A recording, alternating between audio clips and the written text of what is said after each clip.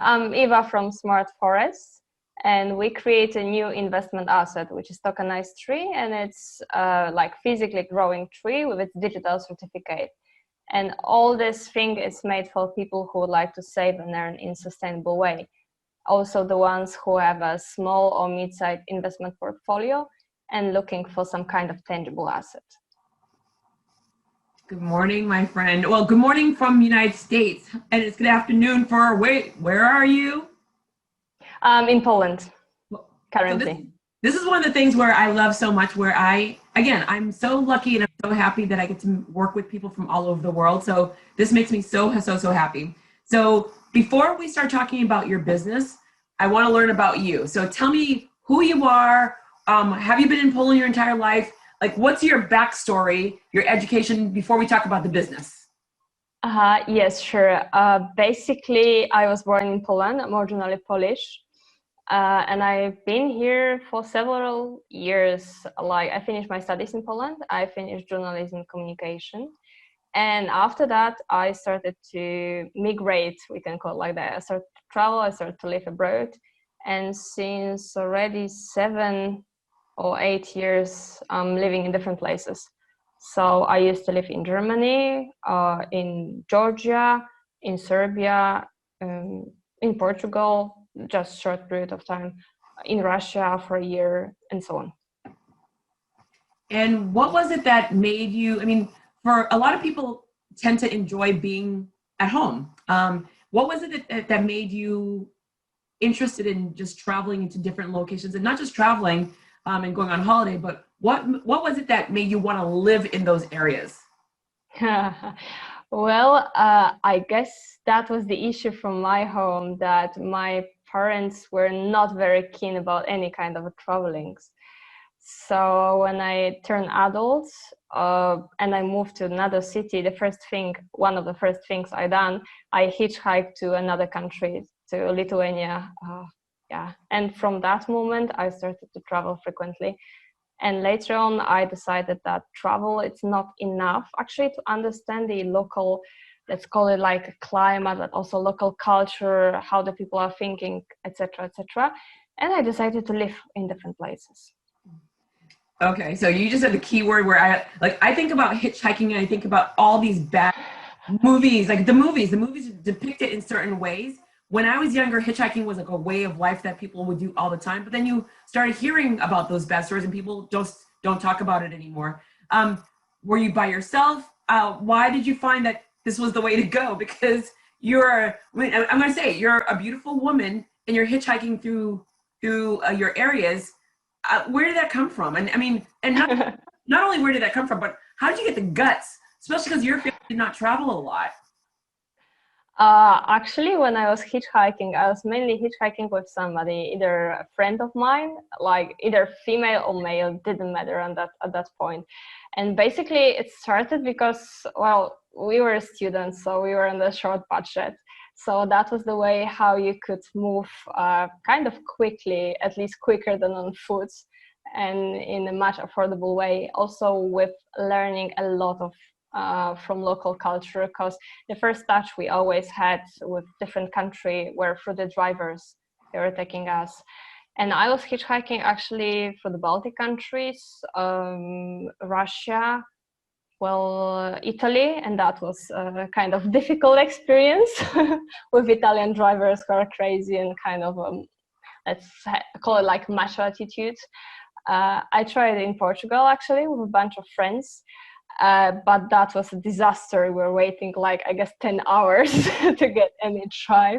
And actually we're like 2 girls and 1 guy. So we decided even to change his clothes to increase the chances that somebody would take us. And finally one driver did. He gave us a drive, like a lift for like 20 kilometers or 30, but that was nothing for all the way we had. Anyway, he told us that he took us just because he's seen that we make like fake boobs to our friends. Well, that automatically tells me that you are definitely innovative and you're creative. so we love that. Started young. So wait, how old were you at this point? You're a student, but how old were you at this point? 18, I guess. I started to hitchhike when I turned 18, and that was Portugal was, I guess, 21, something like 21. Oh, I love it. All right, so you mentioned that you in your studies you did journalism. Yeah, sure. Did you want to go? I mean, did you actually experience being a reporter and work in the media, or is it just because you wanted to learn about the essence of it and do it for a company? No, basically, I really wanted to be a journalist when I was studying, especially a documentary. So, a person specialized in documentaries. But when I finished studies and I actually had in touch, I was doing some internships, I was working from some media. I understood that it's not entirely what I was expecting, because the media, especially in the smaller countries, they are kind of focus more on sensation. So there's no look for journalism, there's more for media worker. So if you're a proper media worker, you can rewrite the information from the press agency in a proper way.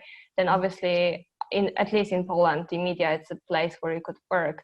But if you're looking for some kind of independent story, they won't receive enough attention, at least if you started when I did. So 2000, let's call it like 2010, 2013, there was kind of media crisis. And at that time it was impossible. So I started to look for something entirely else. So what was the switch? So you started looking for something else, but what was it that made you switch and what did you pick? I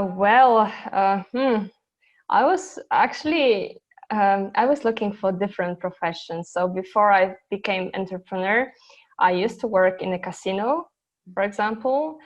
I used to work on the private yachts, so as a stewardess. And later on, I moved to the graphic design. I was doing some freelance. But all the professions I had, they had some limitations, that you are focusing mainly on one task. That's the first thing. And the second, that your work, it's mainly useless. That's the other thing. And after this experience in 2000, I guess 15, I started the first company.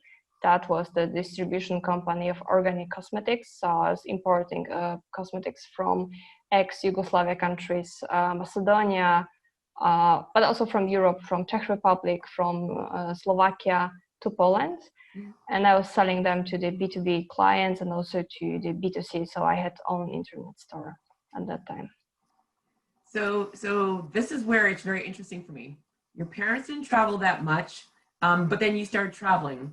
You went to school for one trade and you saw that it wasn't doing the way that the industry wasn't compelling to you. You started jumping from position to position, and then you automatically started your company. Most people just don't automatically start their own company. So do you have entrepreneurship? Did you grow up with individuals that had entrepreneurship tendencies, or is it just something that you just came out and said, like, there's something more that I want to do, that got you to the point where now you just randomly 5 years ago you just started your first company? So I mean, what was that transition where what was the transition from going from and you changed different industries, like private yacht, cosmetics, casino, journalism. There's so many different things. How do they all come to where you are now? Well, let's start from that I don't have any entrepreneur society, or maybe called like the cycle around me. So I'm the only person who is doing that. So no, my parents, almost any of the friends, they don't have such experience. And I basically started due to also the reasons that I was looking for some work I could be responsible for my own. That's the first thing. And also I've seen a nice option to apply for some small grant for starting the own company. What I did basically, and I received a grant as a supporting grant. That was like a small amount, like $3,000, something like that. So not a lot, but for like making first steps in the business, that was enough. And also stories connected with my husband, Alexei, because he's from Russia, I'm from Poland, and we always had the issue in living together because of visa. Apparently, it hasn't been very easy to find a place where we could live, and that also helped me to understand that I cannot find any kind of the office work where I would have to work for somebody from Monday to Friday, because it just couldn't work out, because I was living 3 months here, 3 months there, etc., etc. And having the own, let's say, called like enterprise could be an option for me. I remember why exactly cosmetics, because I was at the time in Serbia, and I've seen a very small family company called Freška Gora. That's also the place in Serbia. And they were producing handmade cosmetics, like absolutely natural, basing from the ingredients they were all having there on the place. And I really liked this concept, and I thought, wow, that would be very nice to have this in Poland. Now I'm loving this. I love that every single time where you say something, it's just adding to the layers of conversation. So your first company, what was it and how did you do? As I said, it was the distribution company focused on organic cosmetics. So I was basically an importer, so I was responsible for the EU representation, and I was selling that to the beauty cosmetics. That was the first thing. And the second thing, the internet store for the already B2C clients. What was the biggest pain point for you when you had to learn how to run a business? Because everything. I always love that question because the reaction is always the same. You're not an entrepreneur, you're not a business person, and now you're running a business. What went wrong? How did you fix it? Who did you get together with to get to the point where you're in a better spot? As basically, it's shame to say, but the beginning was very difficult. First of all, as I said, I received a grant, but about 50% of this grant was lost on the company which went bankrupt. So I made the order, I paid them the invoice, and they just sent me like 10% of the order, and they went bankrupt in Macedonia, so I couldn't do almost anything. It didn't make sense to go to the court, etc. Even I tried actually contact some lawyers, but they told me it's pointless in that case. So basically that was the first thing. Mm-hmm. Second, all kind of administration tasks. In Poland, we have a system. Right now it's much easier because already they made the changes like 2 years ago, but 1 year ago, 2 years ago, one change, and 2 years ago was another. Yeah, and the thing is that I already started to pay taxes. So when I opened the company, I had the obligatory insurance, which was like 150 euros every month. So it didn't matter do I have any income or not. That was the thing I had to pay every month. And also very complex accounting system. So obviously I had accountant, but that was very difficult for me to collect all the invoices, to check the VAT taxes, to know what kind of regulations I have to fulfill. Also with cosmetics, it's kind of a complex because you have to fulfill some data into the European database. Sometimes you have to make some additional certificates, etc., etc. So it's kind of it's also a very saturated industry. Your competition is the world. Yes, definitely. That was the second step, I would say. So the first step was just to somehow try to organize the working company, like from the very ground level. The second thing was to fight for clients. And apparently, yes, I would say with having this business knowledge I have after several years, I would definitely start to work differently on that. So basically, before I started to import, I didn't do much or enough research on my customers. So I started in beauty salons, but they haven't been very keen to sell, for example, in the B2C. They were more looking for their product. But for their product, like clays, etc., the price I was offering was definitely too high because the companies I was working, they were mainly focused on B2C. So you have totally different model, different packages, etc. So that was one of the tasks. The other one, it was also organizing the internet shop itself. So everything connected with the packages, selling, packing, repacking, etc. That was the task. I had the people on the place who were dealing with it, but organizing a shop like with more than 300 items, that was a task. I'm just going to pause before we go into your company. If you had to give a lesson to an individual that is looking to start a business, that first time, never been an entrepreneur, never been a business owner, what would be one or two things that you tell them right from the start of something to be aware of before you start?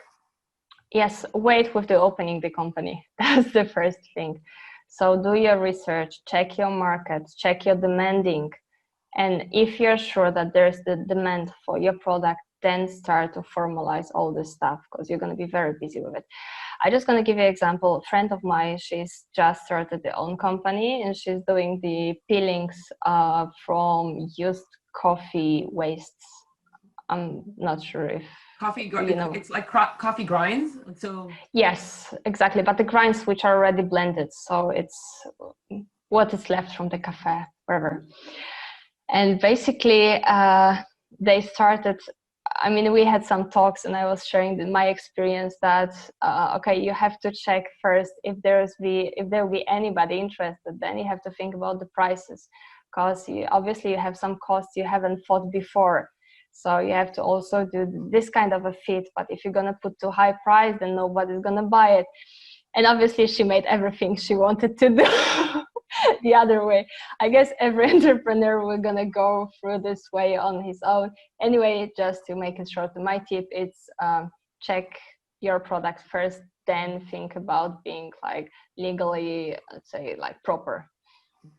I always use the example of you have older siblings and you watch the older brother or sister make the mistake first, and then you figure out which one you want to do. If you make the same mistake, then that's on you. But at least as an older sibling, there are so many businesses out there that are they are doing things. They're giving you advice, and for you to be there, especially because you started when nobody else around you were doing businesses. One would assume she would listen, but people learn their own lessons. It is what it is. Yeah, exactly. Exactly, that's how it is. And I'm sure, I mean, anyway, if she'll get any troubles, I'm sure she's gonna somehow at least had some discussion, or she's gonna ask for advice. Now she's happy with it, although I know that she's lost a lot of resources already. But this is how it is. First business is always painful, so I'm happy that this lesson is done. Oh, I mean, I like you, literally like entrepreneur by necessity, not by desire. Where I started my company 11 years ago, and same thing. I mean, everything where I went to business school, and business school does not teach you how to run a business or start a business. And so problems and problems and problems and learning and learning and learning. And finally we're in a place where like, we feel good. I mean, lessons are still there, but the dramatics of when you first start your first business is so different and it's unexplainable. And when you're trying to help someone else avoid the same thing, it's just so, they don't believe it. They don't believe it. They think it's going to be easy in it. And when they're in it, they're like, what did I do? Yeah, exactly. That's the thing. You're completely right. So tell me about, all right, so now you've gone through all of this. I mean, like, again, I'm going to reiterate, the family doesn't have, no entrepreneurs or business owners in your family, traveling around the world at a young age, going to school for one thing. Oh, wait, what did everyone think about in your family when you didn't, like, you went to school, you did your studies and you did not do the job, and then you started going this route. What did your family think? Well, I'm trying not to ask them. I don't think they are very happy about it. Although I strongly believe that they accept me as I am. So yeah, that's the most important for them, that I'm healthy somehow and happy in my life. So I guess they are trying to accept. Although I don't think so that any of them would like to make the same path. Well, how does one prepare mentally to go into the business world and be an entrepreneur when you don't have your family to support you? I mean, you have your husband to support you. I'm in the realm of entrepreneurship, but when your family, they watch you, they've seen you work really, really hard, but they've seen you jump from places to places. They're not understanding who you are. And then you go this route. Well, how are the holidays? Because you have to see your family eventually. What is the discussion like? especially in an international household, international for you. But I mean, how does that work? Well, we had couple discussions about that. That it's mainly finishing with the words that I'm unmature. So that's the core thing. It's very difficult to understand them, that sometimes to find the proper way, you have to go in different directions, let's go like that.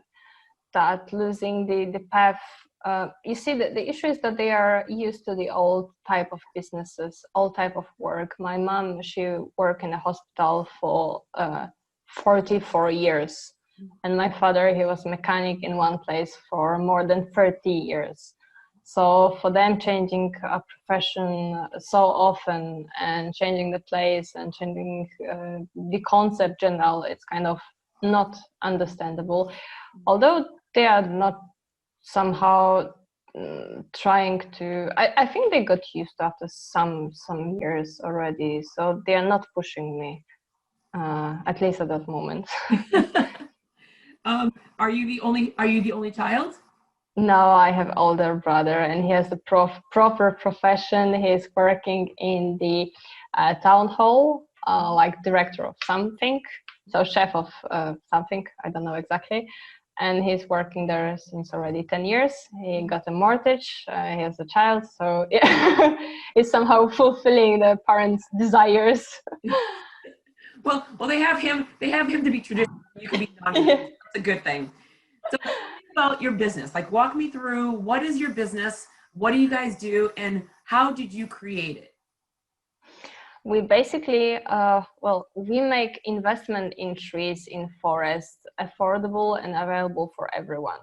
So before, if you would like to invest in forest, you would either have to have own land and plant it, so to hire some people, etc., have some specific knowledge and a pretty big budget, or you could go to the forest fund. In the forest fund, you would have to spend at least 10,000 euros. We decided to change this model by selling singular trees, not from the forest, but from the plantation, and starting from 20 euros. So anyone could buy the tree, wait several years. We are talking about the cycles for 5 years currently, and then get the profit from the timber. So walk me through. So I've never, when I first met you and you said this, I mean, I think I met you in Portugal, and I think I asked you many times because I just didn't understand, why would someone want to invest? I mean, obviously deforestation is like a big problem globally. A lot of Caribbean islands, I'm from Haiti, deforestation has devastated a lot of the land, a lot of mudslides happening because of that. And I mean, mind you, there's more things, but you hear about the mudslides a lot because of that reaping of the land. There's so many ramifications that happen when we're depleting our forests. Why would you want to go this route? And I don't understand the profit model. So just explain to me a little bit more, why would you go this route of replanting trees?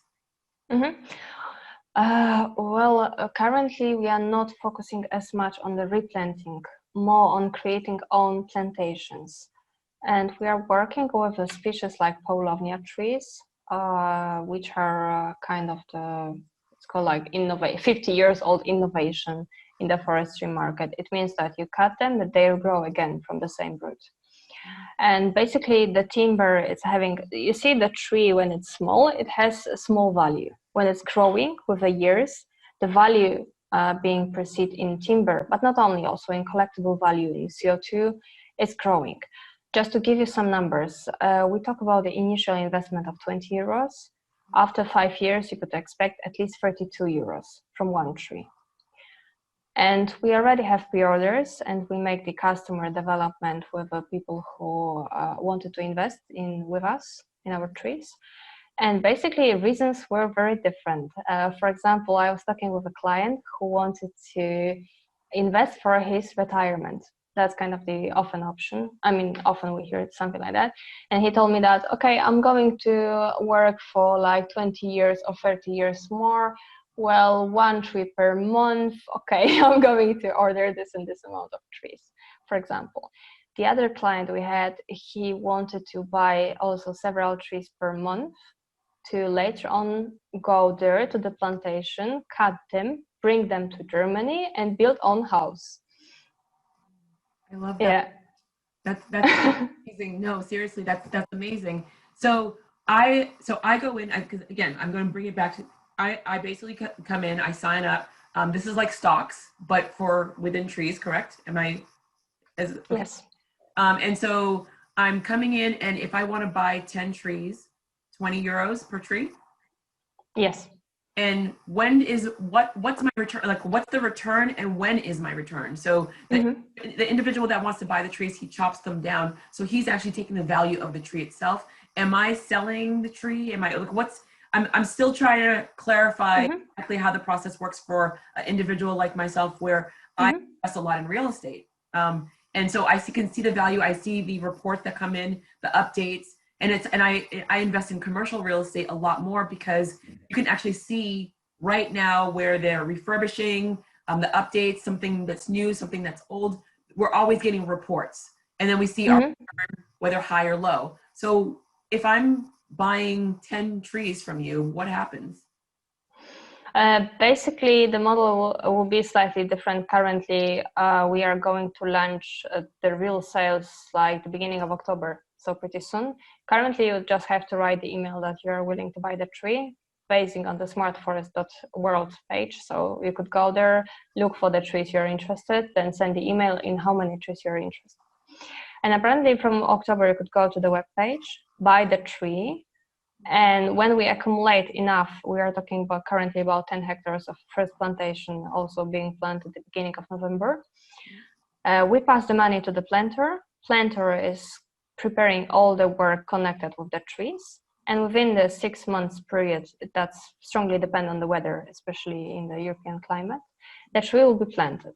You could see that in your profile that your tree is changing the color, and you also receive the information. So GPS coordinates, so where your tree is planted, the date of the planting, and CO2, so how much that work has neutralized, that tree is neutralizing.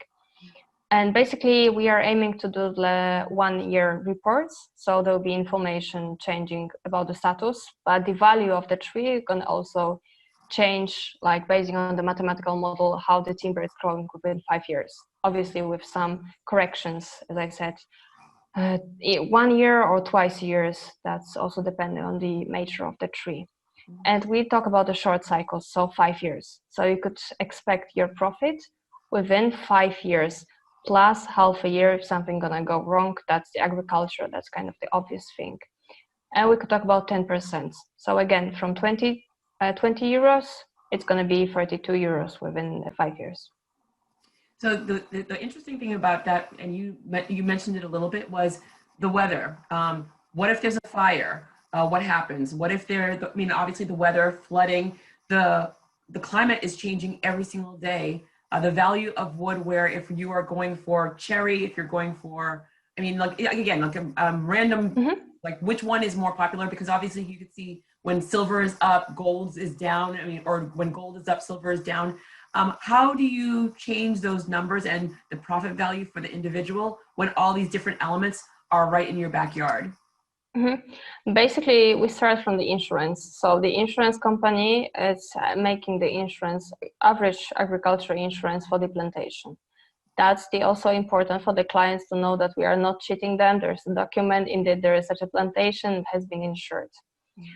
So from the fire, flood, etc., we have the insurance. From the timber price, we estimated lower price than the market price, because we expect that within 5 years, the market in Europe might be already saturated with these types of trees. We are also focusing on the shortest plantations, 5 years, which give us possibility to use it not only as timber, but also as for the biomass electric plants.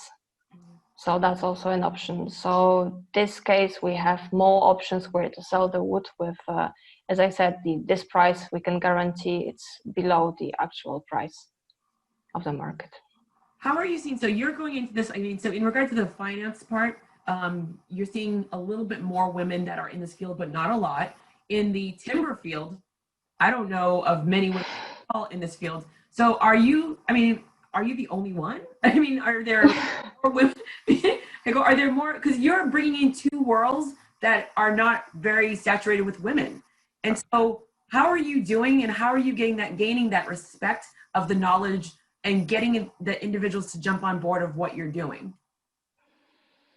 Well, actually, in last month, I was in the event in Frankfurt, which was for the special topic was a fintech, and I was really surprised. Like, I would say 7 of 10 founders were females. So apparently, a lot of a lot of things. I was like, I go, yes. A lot of things are changing in that field. So that's very nice that the people are, let's say, feeling somehow of a need to have a female in the business, especially in the fintech, because fintech it's somehow connected with a trust. And that's the question: do you trust females from the social? It depends also on the countries. But apparently, as I have some connections with Russia, in Russia right now there's a big trend to have the heads of regions females, because it's believed that they are stealing less. So they are not as corrupted as a male's representative. Actually, there's a story. That's interesting that you say that, because and I don't know if this is still the case in the States, but in the past, a lot of the liquor, the beverage companies were hiring more women because they don't drink as much. Yeah, that's also based on the stereotypes. Although we are a society full of stereotypes, so we can use them for our own purposes or on the good. How do you feel that your industry has changed during the pandemic? So what did the pandemic do to your company? And what do you feel, or how do you feel that the industry will change going forward? Well, for the company, sometimes I feel I would be in the glass bubble, where I can travel immediately to, for example, States or to Singapore or wherever I want to. But I'm still in the bubble. So all kind of meetings, all kind of events which are taking place virtually, it's very useful from my one point of view. It's awesome that apparently you don't have to go anywhere. You can teach in front of your computer. You can sit in your pajama trousers or wherever, actually, with a cup of coffee or wherever. On the other hand, I also somehow miss the old nice world where there was no travel restrictions. My personal story changed a lot, because the day before we are aiming to go for half a year to Asia, the flight was cancelled and the borders were closed. So apparently, in a very short period of time, we had to look for some new flat, organize the life from the very beginning, let's go like that, the basic point of view. And we actually finished in the very small town in the middle of a forest in Poland. And I would say that also helped us to somehow slow down from one point, but also to understand that, okay, now is the option we could try with our project, because it's never been before that so many people are checking emails so frequently. It's so interesting that you say that, because at the very, very, very beginning, people didn't know what was going on. And then, of course, you went through the painful, the morning, like, oh my God, everything's going to go wrong. And then people started changing and pivoting very, very quickly. So before the summer started, people just started getting in a very, very clear focus on okay, this is go time. This is what I'm going to have to do. It is very interesting when everyone is online, and because everyone's available. I mean, to this day, everyone is still so available. But what I found interesting was that people turned off the computer at 5 or 6. And on weekends, nobody worked on weekends anymore. Nobody was around. You'd send something and you're like, why aren't they answering the emails? And they weren't answering because people were just being in front of the computer only. And so they realized, I want to do things around my house. I want to actually enjoy my life. So it was really good that you're in a smaller town and you were able to enjoy. So how was the balance for you, where you have a home, you have a husband, you're in a small town, but you own a business. How was it in regard to the balancing of doing everything during this time of slowing down? Because like usually we're like go go go go go, but now it's slowing down. How did you balance that? What should I be doing right now? That's a very difficult question, actually. Well, it just happened like that. I would say we got like 2 months ago, we got a lot of media attention from German media news. Somehow up from the cloud, just one journalist asked us for an interview, even in the written form. So what we made, and apparently in a couple of days we got the calls, we got a lot of attention. There was actually thousands of users coming and etc. So in very short period of time, actually that was the summer when indeed the people somehow started to work or pretend they work in the normal way. So yeah, in that period of time we were absolutely in the work. But actually, you see, I have a home office since several years, actually, even more than I work. With some stops, even in studies, I always had the computer with me. So even during, I know, some boring classes, I could answer some emails or stay time in library with a laptop. That was that. So there is still, I would say, the liquid barrier between the daily life and the computer, which is actually, I can just sum up that with the words of my mom, that she strongly believes we are computer addicted. Because it's hard to explain that we are doing everything with a computer, from watching the movie to the work till, I don't know, looking for some ukulele chords or whatever. So everything is indeed for the computer. Did you enjoy being at home a lot more and finding things outside of work? I started to make own cheese. Oh, hello. What? Yeah. So wait, before you even say, I love that because in the States, people started making bread. Like, I don't know if you saw it online. People were making bread.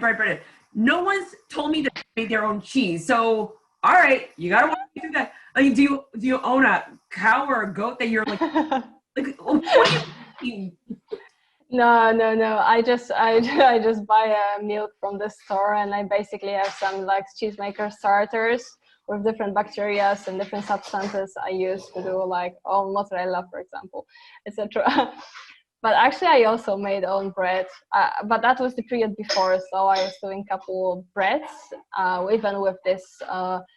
How to call it in English? When you make dark bread, you use, instead of the yeast, like normal yeast you buy in the shop, you have to like create them from the air. So you just mix the flour with the Afterwards, you need to send me the recipe because I have no idea, because I have tried all kinds of breads and I have failed. Nothing works. And I'm watching beautiful. I cannot make bread. I don't know why. I can anything, but that's the problem. But I feel that it's too easy to make regular bread. So I think if it's harder, I might be good. So if you send me the recipe, I want to try, because the cheese one, I'm curious about the cheese one because I didn't think about that one. And I think that would be challenging. I think that would be not just challenging, but very interesting to do. Yeah, that's basically true. With the yeast, like wild yeast you are collecting for the bread, you might just need like 4 days to let them grow, and then you can make own like dark bread. It's actually something traditional for our countries. We also have a soup from a wild yeast. All right, so I need to learn more about that. All right, wait. All right, I love this. So you made cheese, you made breads. What did you add to your life? What did you add for your company, and what did you add into your life that you would have never done if it wasn't for the pandemic, or you would have done but much later down the line?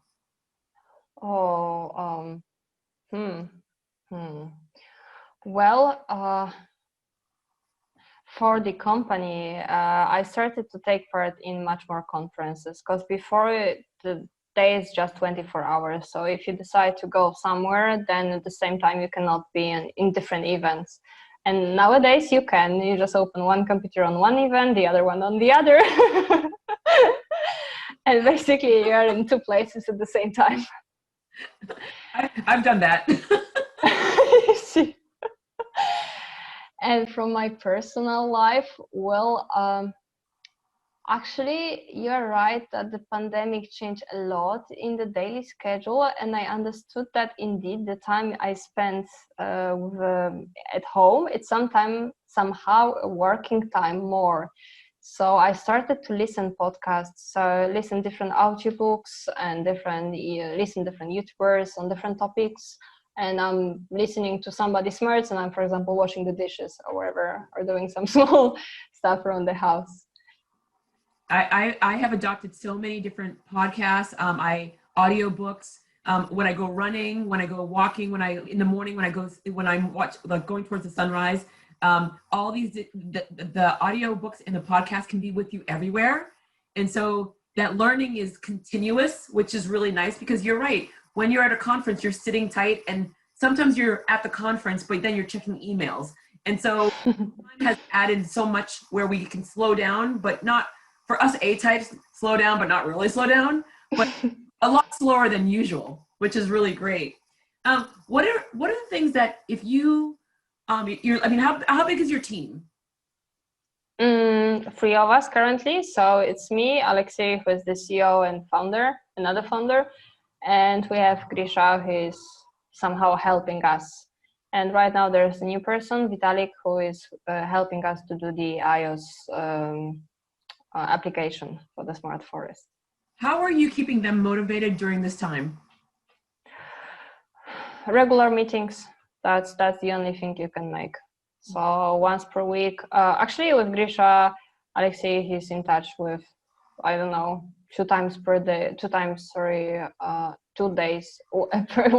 per 2 days, something like that. I wanted to say actually 2 days, 2 times per day, but actually the fact that they are friends and they are talking also about different things than work, also sometimes I have the impression that they're constantly on phone. Whatever it takes. I mean, 1 thing work, 3 things personal. It's the fun balance, as long as there's that communication, which is fantastic.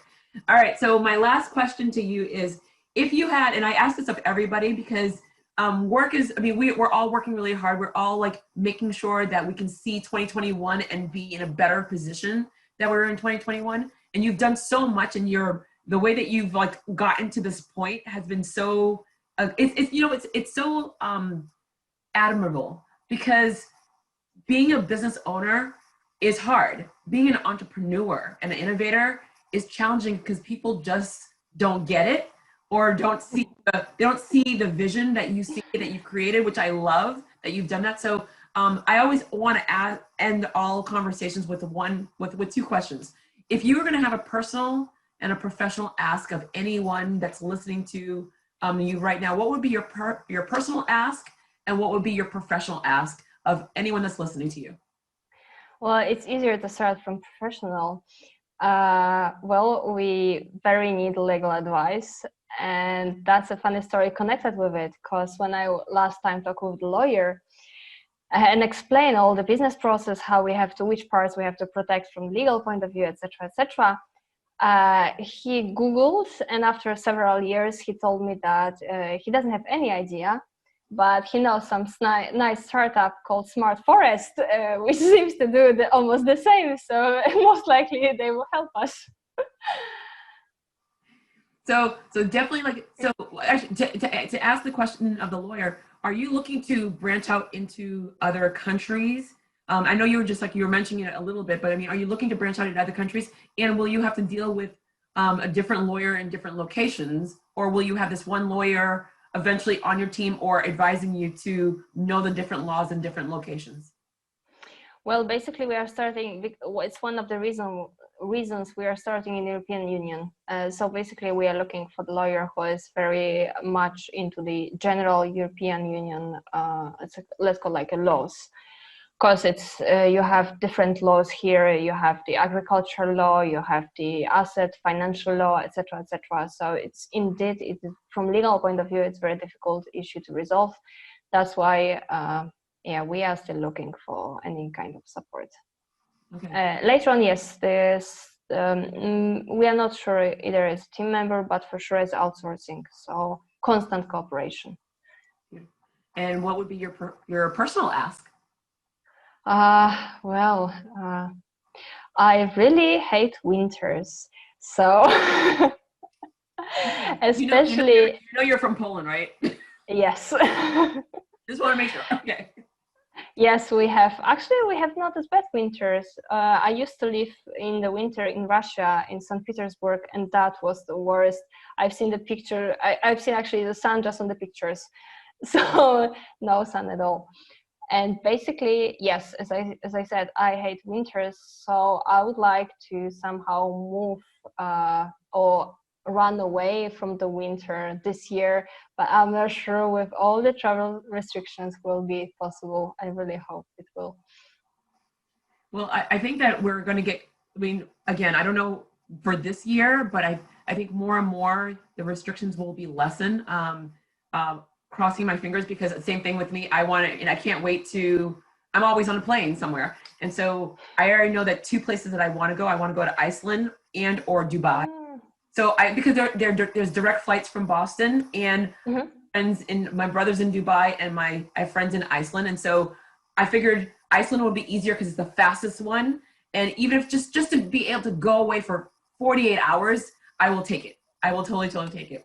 And for St. Petersburg, so I went to University of St. Petersburg for a certificate, and I know it's cold. And not only is it cold, I've never seen a car frozen over. I mean, in thick ice, and I'm looking like, how are you going to get in your car? Like, you might, at this point, you just sit there and say, I don't have a car anymore, because you won't the spring. So yes, their winters are so different and so dramatic, more than what we are dealing with in the States and what you're probably dealing with in Poland, but that's legit winter.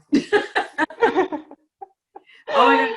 My friend, thank you so very much. I mean, I know that you are busy, and I know that you're doing so many things, but I loved meeting you. God, look, this was last year. Yeah, last year. And you're doing such a great thing. And I love that you're doing something so different. Oh, I do have another question though. See, just when I think I'm going to leave you, I just had that one. The planet itself, we're running out of space because people are building.